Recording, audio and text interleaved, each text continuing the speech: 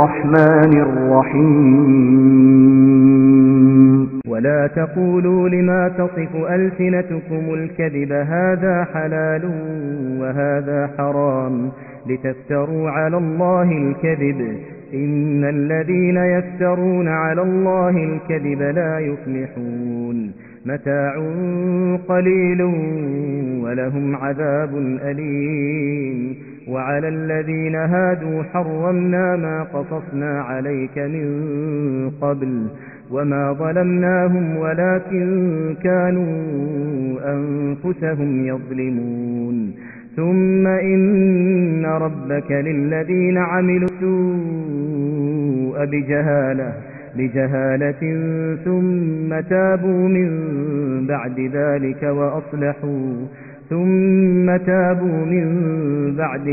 وأصلحوا إن ربك من بعدها لغفور رحيم. السلام عليكم. أعوذ بالله من الشيطان الرجيم. بسم الله الرحمن الرحيم. الحمد لله رب العالمين.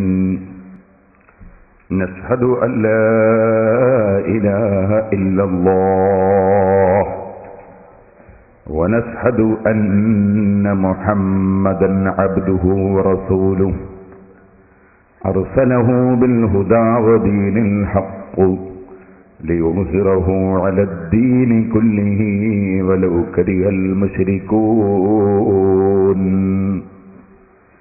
اللهم صل وسلم وبارك على رسولك وحبيبك سيدنا محمد وعلى آله وأصحاب سيدنا ومولانا محمد وعلى جميع الأنبياء والمرسلين ومن اقتدى بهديهم إلى يوم الدين. أما بعد، أعوذ بالله من الشيطان الرجيم.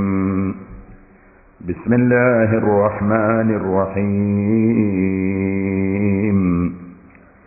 يا أيها الذين آمنوا إن تطيعوا فريقا من الذين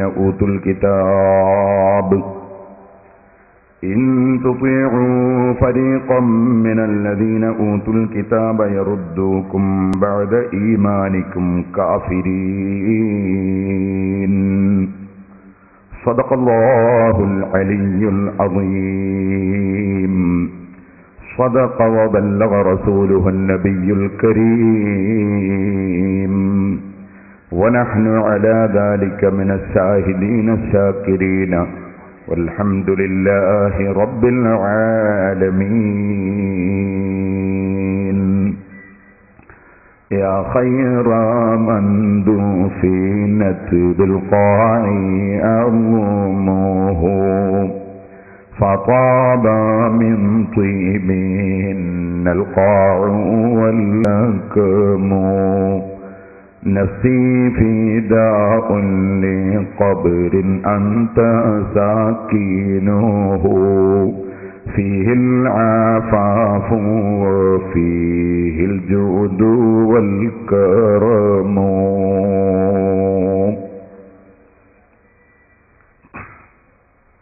ബഹുമാന്യരെ, അള്ളാഹുവിന്റെ മഹത്തായ അനുഗ്രഹം കൊണ്ട് അള്ളാഹുവിന്റെ ദീനിന്റെ കടുത്ത വിരോധികളായ യഹൂദികളും മജൂസികളും മറ്റും അള്ളാഹുവിന്റെ ദീനിനെ തകർക്കാൻ നടത്തുന്ന ഗൂഢമായ പദ്ധതികളെ സംബന്ധിച്ച്, അതിൻ്റെ വക്താക്കളെ സംബന്ധിച്ച്, അറിഞ്ഞോ അറിയാതെയോ അതിൻ്റെ പ്രചാരകരാകുന്നവരെ സംബന്ധിച്ച് സമുദായത്തിന് മുന്നറിയിപ്പ് നൽകുന്ന നമ്മുടെ പ്രഭാഷണം 8ാം ഖണ്ഡനം ഇന്ന് 2ാം ദിവസമാണ്.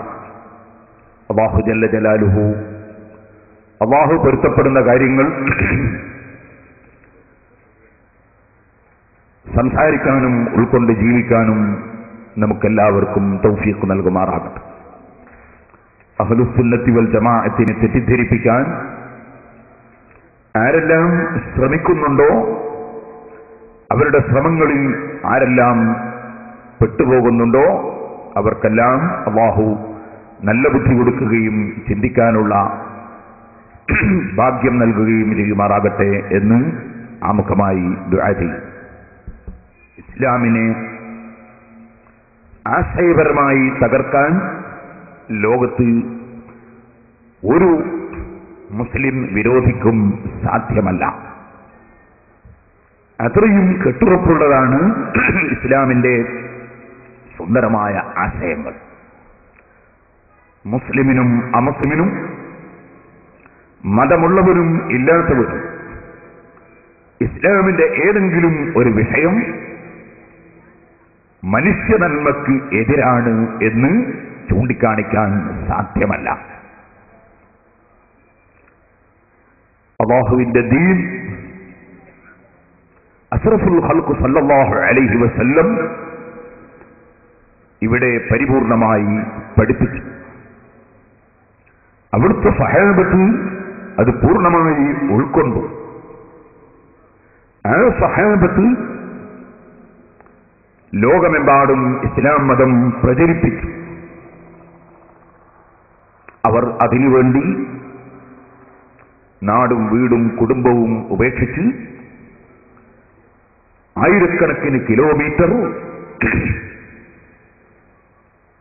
പടുകൂറ്റൻ തിരമാലകളിലൂടെ ചെറിയ പായക്കപ്പലിൽ കയറി,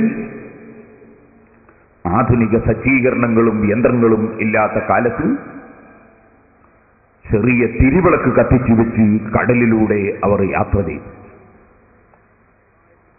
ഒരു ഒറ്റ അനുകൂലിയും ഇല്ലാത്ത ഇന്ത്യ പോലുള്ള രാജ്യങ്ങളിൽ അവർ അല്ലാഹുവിന്റെ ദീനിന്റെ വെളിച്ചം കൊണ്ടുവന്ന് പ്രചരിപ്പിച്ചു. ഈ രാജ്യത്തുള്ള ഹൈന്ദവർ, ക്രൈസ്തവർ, അങ്ങനെയുള്ള മതക്കാർ ആ വന്ന മഹാന്മാരുടെ ആത്മീയ ചൈതന്യവും അവരുടെ മഹത്വവും മനസ്സിലാക്കി അവർ ഇസ്ലാമിനെ ആദരിക്കുകയും ബഹുമാനിക്കുകയും മുസ്ലിങ്ങൾക്ക് പള്ളി നിർമ്മിക്കാൻ സ്ഥലം അനുവദിച്ചു കൊടുക്കുകയും വളരെ ചെറിയ ആളുകൾ, വളരെ ചുരുങ്ങിയ ആളുകൾ മാത്രമാണ് ഇന്ത്യയിൽ വന്നതെങ്കിലും അവർക്കിവിടെ സ്വതന്ത്രമായി ജീവിക്കാൻ ഈ രാജ്യത്തുള്ള എല്ലാ മതക്കാരും സൗകര്യം ചെയ്തു കൊടുക്കുകയും ചെയ്തു. അങ്ങനെ നമ്മുടെ മുൻഗാമികൾ പരിശുദ്ധ ഇസ്ലാമിലേക്ക് സ്വമേധയാ ഇസ്ലാമിന്റെ പവിത്രതയും മഹത്വവും മനസ്സിലാക്കി കടന്നുവന്നു. ആ വന്ന മഹാന്മാർ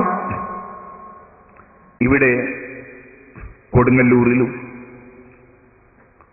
കാസർഗോഡ് തളങ്കരയിലും തലശ്ശേരി ധർമ്മടത്തും കൊയിലാണ്ടി കൊല്ലത്തും കണ്ണൂർ ശ്രീകണ്ഠപുരത്തും അങ്ങനെ തുടങ്ങി 10ഓളം സ്ഥലങ്ങളിൽ അവർ പള്ളി നിർമ്മിച്ചു. അവർ ഇവിടെ ഇസ്ലാമിന്റെ കർമ്മങ്ങൾ നടപ്പാക്കി കാണിച്ചു തന്നു. അന്നു മുതൽ ഇന്ന് വരെ ആ പള്ളികളിൽ അല്ലാഹുവിന്റെ ദീൻ പരിപൂർണമായി നിലനിൽക്കുന്നു. കൊടുങ്ങല്ലൂരിൽ മാത്രം ഇടക്ക് കുറച്ച് ദിവസം നിസ്കാരത്തിന്റെ വളരെ പ്രധാനപ്പെട്ട നിബന്ധനയായ ജുമാ നിസ്കാരത്തിന്റെ നിബന്ധനയായ ഖുതുബ അറബിയല്ലാത്ത ഭാഷയിൽ ഓതാൻ കമ്മിറ്റിയിലെ പുത്തൻവാദികൾ പരിപാടി സംഘടിപ്പിച്ചു. എങ്കിലും അൽഹംദുലില്ലാഹ് അല്ലാഹുവിന്റെ തൗഫീഖ് കൊണ്ട്, എന്റെ ഉസ്താദുമാരുടെ ബർക്കത്ത് കൊണ്ട് ഞാൻ അവിടെ പോയി ഖുതുബ പരിഭാഷയെ സംബന്ധിച്ച് വ്യക്തമായി പ്രമാണങ്ങൾ ഉദ്ധരിച്ച് സംസാരിച്ചു. അങ്ങനെ കുറഞ്ഞ ദിവസം മലയാളത്തിൽ നടന്ന ഖുത്ബ അൽഹംദുലില്ലാഹ് വീണ്ടും അറബി ഭാഷയിലേക്ക് തന്നെ കൊടുങ്ങല്ലൂരിലെ ഇന്ത്യയിലെ ഒന്നാമത്തെ പള്ളിയിൽ തിരിച്ചു വന്നു. ഇപ്പോൾ അറബിയിൽ തന്നെ ഖുത്ബ നിർവഹിക്കുകയാണ്. ഇത് അള്ളാഹു നമ്മെ ഏൽപ്പിച്ച ഉത്തരവാദിത്വം നിർവഹിച്ചതാണ്. അള്ളാഹു ഏൽപ്പിച്ച ഉത്തരവാദിത്വമാണ്. എവിടെയെങ്കിലും ബിദ്അത്ത്, അള്ളാഹുവിന്റെ ദീനിൽ ഇല്ലാത്ത ആശയം കടന്നു വരുമ്പോൾ അതിനെ പ്രമാണത്തിന്റെ പിൻബലത്തോടെ നേരിടണം എന്നത്.